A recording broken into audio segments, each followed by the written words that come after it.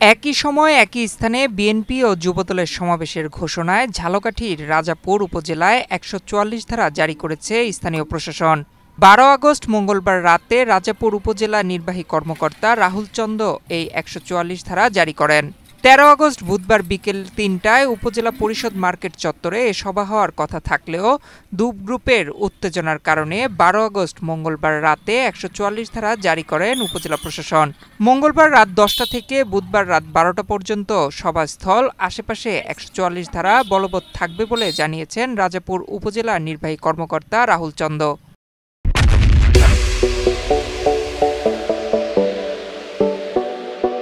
এর আগে শহরের প্রধান প্রধান সড়কে বিক্ষোভ মিছিল করে ছাত্রদল, মোটরসাইকেল শোডাউন ও রাজাপুর প্রেস ক্লাবে সংবাদ সম্মেলন করেছে যুবদল।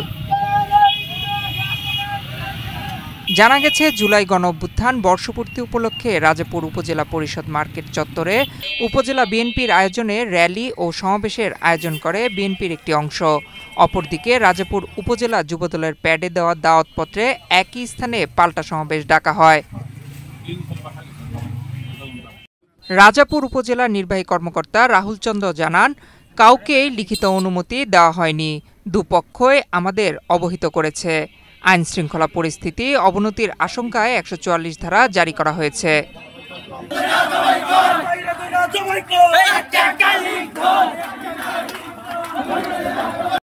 চাচ্ছি যে যুব সমাবেশটা আমরা ডেকেছি জেলার নির্দেশে, এই যুব সমাবেশটা যাতে কালকে শান্তিপূর্ণভাবে সুন্দরভাবে সফল হয়, এই জন্য আপনাদের সার্বিক সবার সহযোগিতা আমরা কামনা করি।